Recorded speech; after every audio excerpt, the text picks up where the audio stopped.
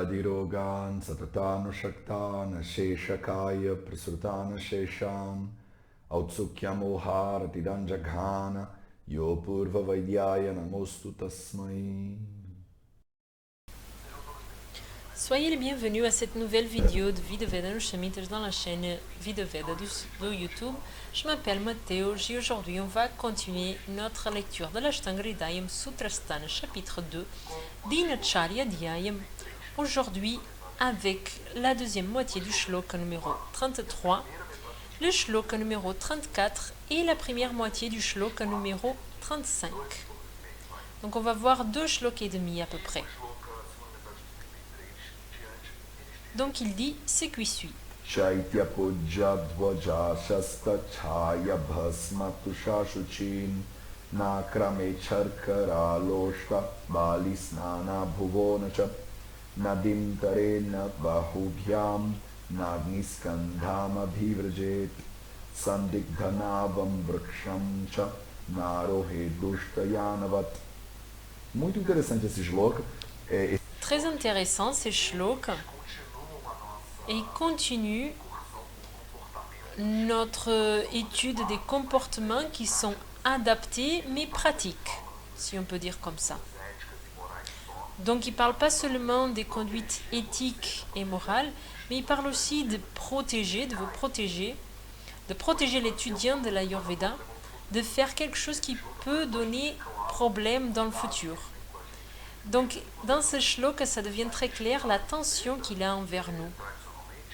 Quand on étudie l'Ayurveda, ces règles peuvent paraître un peu bêtes quand on est adulte, mais elles sont dites un peu comme si on était des enfants en fait. Mais en fait, ces shlokas, ils sont fondamentaux, même si ça peut paraître bête, ça dit des choses qui sont très simples, mais même si on est des adultes, c'est des choses qui sont vraiment importantes. Pour votre comportement dans la vie quotidienne, l'attention que vous devez avoir avec le contexte dans lequel vous habitez, etc. Donc il fait une liste qui est énorme. Pujya, dvaja, shastachaya, basma, tusha, ashuchin, sharkara, loshta, bali, tarararara. Aí ele fala, akramet. Na akramet tem... Na akramet a plusieurs significations. C'est un verbe qui peut signifier attaquer quelque chose. Et il peut aussi signifier s'approcher de quelque chose. Et il peut être interprété comme dépasser un obstacle aussi, par exemple. Si vous marchez tranquillement et vous mettez le pied sur quelque chose, ça peut avoir la même signification. Ça peut être cette expression aussi. Donc attaquer, taper quelqu'un, s'approcher de quelque chose, ça peut aussi être considéré cette chose-là, cette expression-là. Donc ici, il dit na akramet. Donc quelles sont les choses que vous ne devriez pas akramet, que vous ne deviez pas vous approcher, les choses que vous ne devriez pas attaquer, etc., etc. Il nous donne toute cette liste.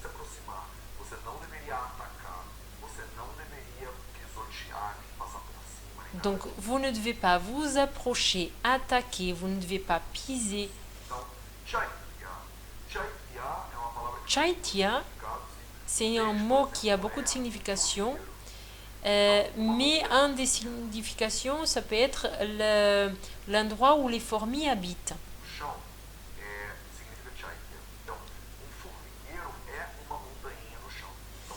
Le sol, c'est aussi Chaitya.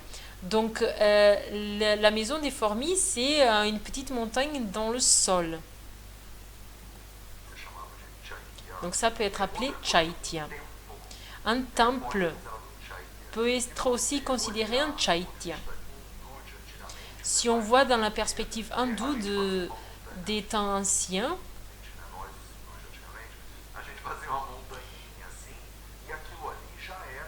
les anciens hindous, ils faisaient une petite montagne et ça déjà c'était un temple. C'était déjà un endroit pour adorer les dieux.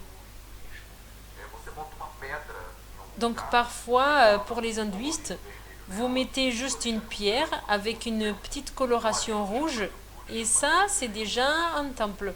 Et là vous pouvez faire le puja, etc. Vous pouvez déjà considérer cet endroit sacré et faire des rituels dessus. Un endroit d'adoration, des rituels. Ça peut être aussi une chambre funéraire, Kaitya. Ça fait aussi une petite montagne. Donc rien qui a cette forme de Chaitya, vous devriez attaquer ou mettre votre pied ou vous approcher. Donc par exemple, si c'est la maison des fourmis, si vous mettez le pied, bah, vous allez avoir un problème parce que les fourmis vont vous attaquer. Si c'est une chambre funéraire, vous êtes en train de mettre le pied sur c'est une personne qui est décédée, donc ça se fait pas non plus. Dans la culture hindoue, et je pense dans n'importe quelle culture, ça se fait pas. Et si c'est un temple qui est dédié aux dieux, aussi, vous ne devez pas mettre votre pied dessus.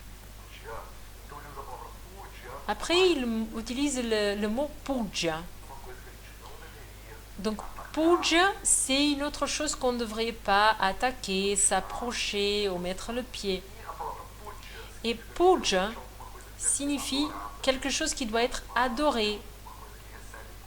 C'est une chose qui reçoit une adoration. Mais s'il a déjà parlé du temple, il va parler du puja maintenant, pourquoi cette répétition? Donc les commentaristes, ils disent un petit peu la même chose. Les commentaristes, ils disent Pujo Pitao Tradi. Donc le gourou et ses parents sont des exemples des choses, des personnes qui méritent de l'adoration et qui ne sont pas des temples. Donc ils doivent être respectés, ils ne doivent pas être, on ne doit pas mettre le pied dessus non plus, ni les attaquer.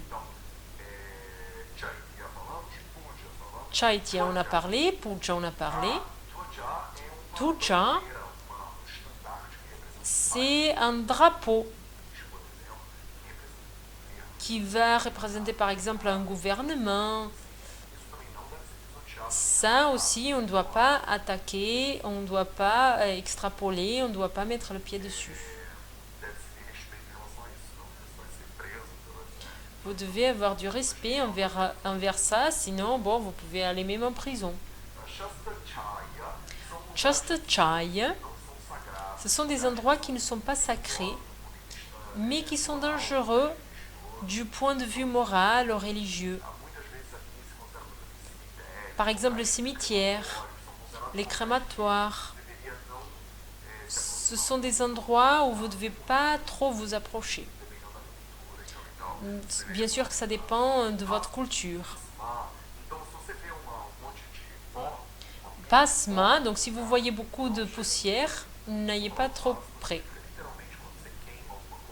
C'est littéralement, ce mot signifie littéralement quelque chose que quand vous brûlez, c'est les restes de cette poudre qui vient après la brûlure, après avoir brûlé quelque chose.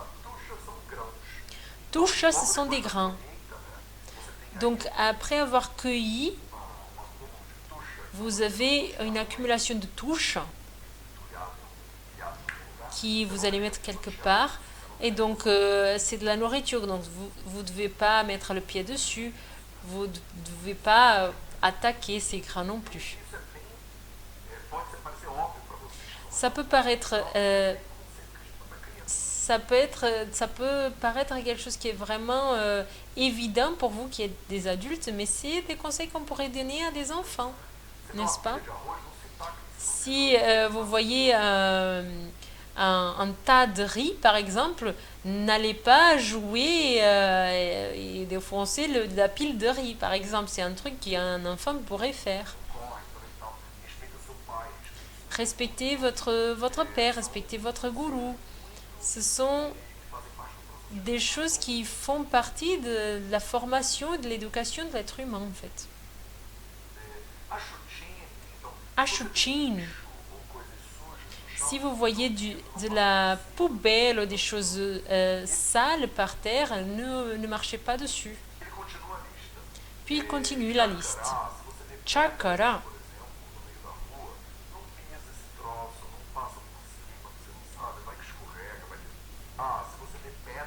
Si vous voyez des pierres, par exemple, au milieu de la rue, vous ne devez pas marcher dessus.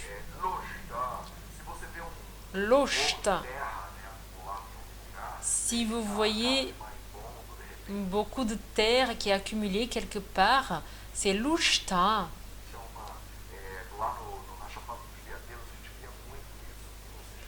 Par exemple, dans la Chapada dos Veadeiros, on voyait beaucoup ça dans la rue, par terre, et on ne devrait pas s'approcher. Ça s'appelle maison de copine. Donc ce sont des petits insectes qu'on peut voir par terre, et donc ça aussi, on ne sait pas ce que c'est si on voit un morceau de terre qui est un petit peu qui ressort un petit peu par rapport au reste du sol, on ne sait pas ce que c'est. Donc ça peut être la maison d'un animal, d'un insecte, donc on ne doit pas s'approcher. Bali. Donc si vous voyez une offrande qui est faite par terre, par exemple, vous ne devez pas vous approcher, vous devez respecter, vous ne devez pas mettre le pied dessus. Ça, c'est un conseil qu'on donne beaucoup aussi au Brésil. Quand vous passez à un croisement et que vous voyez des offrandes, des fleurs ou des choses comme ça, et là vous y allez, vous allez enlever ce qui est présent. Non, ça se fait pas. Vous ne devriez pas faire ça. Et ici, dans les Samhitas, ils vous disent aussi de respecter cela. C'est vraiment des conseils qu'on peut donner à des enfants. Snanabuvaha. C'est des endroits où les personnes prennent le bain. Donc avant, en Inde, derrière les temples, il y avait des endroits d'eau. Et les personnes allaient jusqu'à ces endroits pour se laver aussi. Donc dans ces endroits, vous ne devriez pas créer des problèmes non plus. Akramet. Voilà, c'est fini. Ça c'est la première et deuxième ligne, c'est pratiquement que sur ça. Une série d'endroits auxquels vous ne devrez pas mettre le pied, vous ne devrez pas attaquer, vous ne deviez pas vous approcher. Les temples, des endroits les maisons des fourmis, vos parents, vos gourous, vous devez les respecter. Les drapeaux, vous devez les respecter. Des endroits qui ne sont pas très sacrés ou dangereux, des endroits avec beaucoup de poussière, des piles de grains, des endroits qui sont sales, des pierres, des endroits où il y a une accumulation de sol qui est un peu différent, de terre par exemple par terre. Vous ne devez pas mettre le pied non plus. Des offrandes, vous ne devez pas mettre de pied non plus. Donc ça, c'est la liste des choses que vous ne devez pas mettre le pied dessus ou attaquer, ou trop s'approcher. Le verbe akramet, il a plusieurs significations, ce qui est très beau, ce qui nous permet d'adapter à chacune de ces mots, à chacun de ces mots de la liste, on peut adapter de façon complètement différente, juste avec ce mot akramet.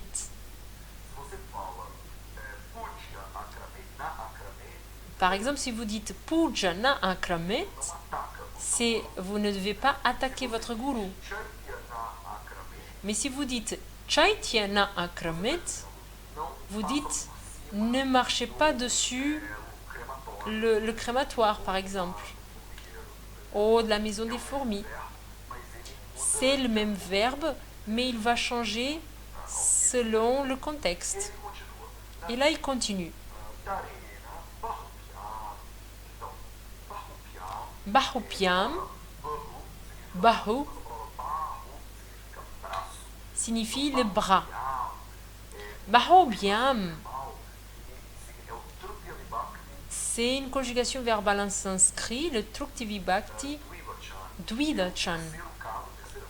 C'est la troisième conjugation de tout ce qui est duel. Ça signifie qu'on utilise les bras comme une façon instrumentale et donc il utilise les deux bras. En sanskrit, on peut utiliser les mots et les verbes comme le singulier, le pluriel, comme dans le portugais et le français, mais on a aussi le duel. Donc si j'utilise un mot qui est singulier, comme par exemple le livre, et si je dis les livres, c'est beaucoup de livres. Dans le sanskrit, il y a aussi une expression, une conjugation qui est spécifique, qui dit les deux cahiers ou les deux livres, qu'il y a seulement deux. Je vous ai déjà dit ça auparavant, parce que cette conjugation duel, elle donne beaucoup de notions, elle donne beaucoup de petits secrets. Par exemple, pour prendre un remède, quand il utilise la conjugation duel, et ça veut dire déjà que on comprend par la compréhension de la grammaire en sanskrit que quand il nous dit de prendre ce remède, on comprend qu'on doit le prendre 2 fois par jour. Donc 2 capsules par exemple. Il utilise seulement le pluriel, mais un pluriel spécifique qui indique que c'est le duel. Donc quand je vous dis de prendre le cahier ou le livre, vous ne savez pas si je dis lesquels de cahiers ou combien de cahiers. Mais dans le sanskrit, on a cette conjugation qui nous permet de savoir que c'est les 2 cahiers. C'est comme si je disais embouche. Embouche, c'est un mot en portugais qui signifie deux choses. Je ne sais pas si ça existe en français. C'est comme si ce mot embouche, il était à l'intérieur d'une conjugation verbale. Donc il dit bahubiam. Il dit les 2 bras qui sont utilisés de façon instrumentale. Bahubiam, les 2 bras, na taret. Nadim. Donc devait être dans l'ordre. Na signifie non, taret signifie traverser. Donc vous ne devriez pas traverser quelque chose avec les bras. Quoi? Nadim, les rivières, les fleuves. Donc vous ne devriez pas traverser des rivières, des fleuves avec vos bras. Quelle est la logique de cela? Donc vous ne devriez pas traverser des rivières ou des fleuves en nageant. Vous devez faire très attention, si vous voyez un fleuve, de ne pas partir en nageant. Vous devez utiliser un bateau, quelque chose comme ça. Donc vous voyez, c'est bien un conseil qu'on pourrait donner à un enfant. Fais attention pour ne pas traverser le fleuve en nageant, parce que tu ne sais pas s'il y a un courant qui est plus important qui va passer. Tu ne sais pas s'il y a un animal qui est un peu plus grand qui peut te faire mal.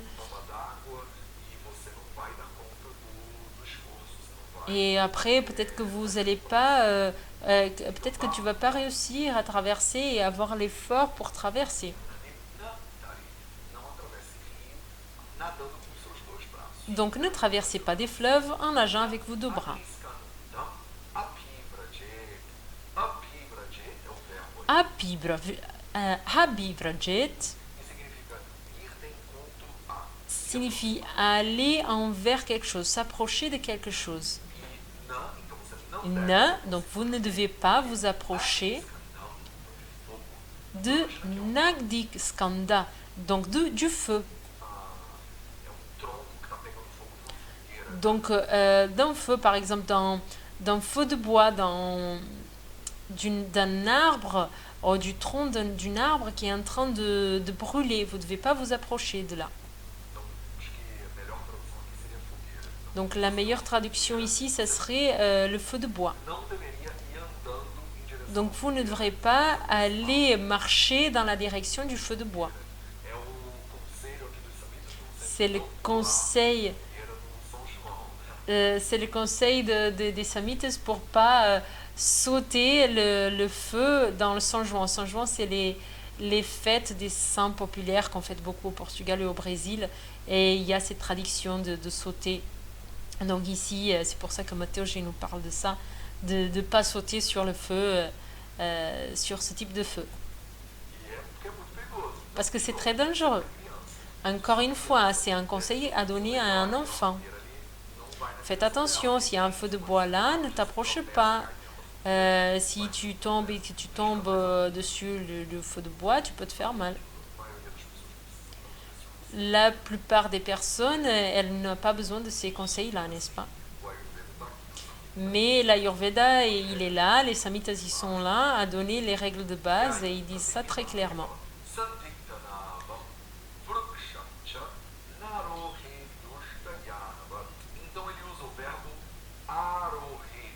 Après, il utilise le verbe arohet pour finir.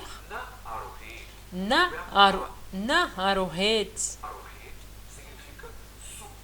Arohet signifie monter quelque chose. Il dit ne montez pas sur plusieurs choses. Et donc il va dire, la première c'est sandi. Sandikta. Sandikta, c'est quelque chose qui est dangereuse.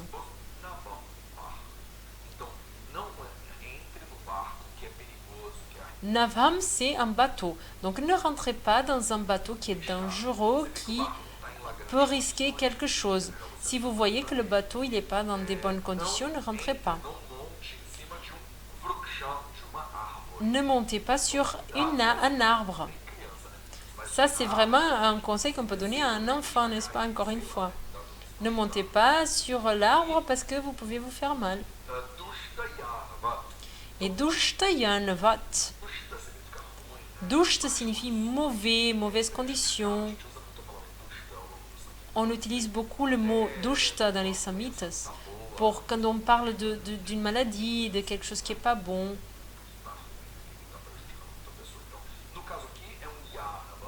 Donc ici c'est un Yanavan. Yanavan c'est un petit char, une petite voiture, un char. C'est un véhicule qui est poussé par des animaux. Donc un véhicule qui est conduit, qui est mené par des animaux, qui n'est pas en bonne condition, qui est dangereux, qui n'est pas bon, qui n'est pas bien construit, par exemple. Aujourd'hui, on pourrait être en train de parler d'une voiture, d'un vélo, d'un bus, d'une moto, d'une trottinette. Si ces choses-là ne sont pas en bonne condition, on doit faire attention. Que ce soit un bateau, que ce soit une voiture ou n'importe quel autre moyen de transport. Et aussi, ne montez pas sur les arbres. C'est la recommandation de l'Ashtanga Hridayam. Ça, c'est les shlokas que je voulais partager avec vous aujourd'hui. Et on va continuer avec... Dans la prochain mercredi, on va continuer avec ça. On va continuer avec les règles de comportement. Et maintenant, on va faire notre minute de sanskrit. Dans notre petite minute de sanskrit d'aujourd'hui, je voudrais vous parler des sibilantes. Les sibilantes qu'on va voir aujourd'hui, c'est le S, S-E, comme en portugais et en français. Ch, ch. Par exemple, de chic, quelque chose de chic, ch, ch, ch. Excusez-moi mon accent de carioca, peut-être que vous allez faire ça différemment, mais c'est ce ch qu'on dit. En portugais, on a le CH, en français, souvent on a le SH. Ou quand on parle en Ayurveda, le Shamana, SH Shamana. En français, ça fait là, il me vient pas de mots là maintenant en français avec ce son ch. Donc si vous voyez des mots comme ça, mettez dans les commentaires après pour faire profiter tout le monde. Là, Matteo, je nous donne des exemples de mots en portugais qui ont ce son. Mais chez nous, c'est le CH. Alors en français, il n'y a pas le CH. C'est le... si, c'est le CH. Changer, par exemple. Changer, on retrouve ce son. Changer. Ça, c'est le ch. Et après, on a le ch. Ch. C'est un sibilant cérébral. Donc, c'est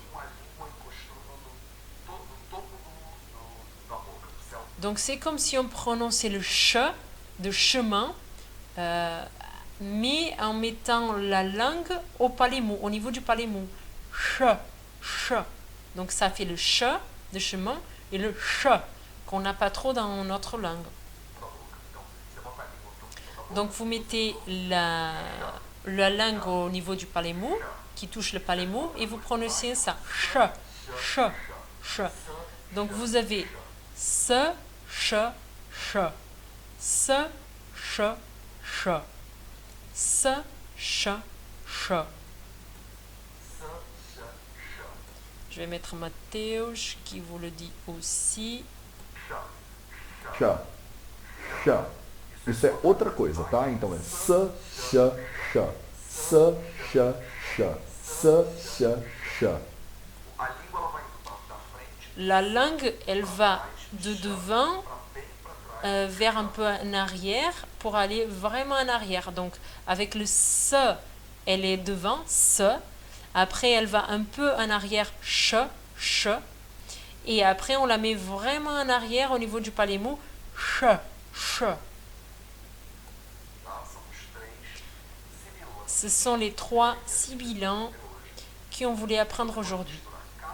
Et donc, vous pouvez mélanger chacun de ceux-là avec toutes les voyelles. Sa, chi, show. Brinca com ela. Donc, vous pouvez jouer avec ça. Vous pouvez mélanger avec des voyelles. On utilise beaucoup ça. Et essayez de commencer à identifier ces sibilantes au niveau des textes. Aujourd'hui même, il y a plusieurs de ces sibilantes, vous pouvez les utiliser. On est déjà en train de finir ce chapitre. Dans le prochain rencontre, on va parler des dernières sibilantes. Et après, on va commencer à réviser. Et donc, pendant tout le chapitre 3, on va toujours être en train de réviser. On va voir comment les consonnes se transforment, comment elles se mélangent avec les voyelles. Donc le chapitre 3, on va toujours renforcer le Dhanvagri pour que ça devienne de plus en plus clair dans votre tête. Et peut-être qu'un jour, on pourra rentrer dans les règles grammaticales, qui sont des règles plus profondes, qui sont très intéressantes, mais qui vont venir dans le temps quand vous serez prêt. Donc ça, c'est ce que je voulais partager avec vous aujourd'hui. Je vous attends dans notre prochaine rencontre pour qu'on puisse continuer la lecture de l'Ashtanga Hridayam. Merci de votre présence et on se voit dans la prochaine rencontre.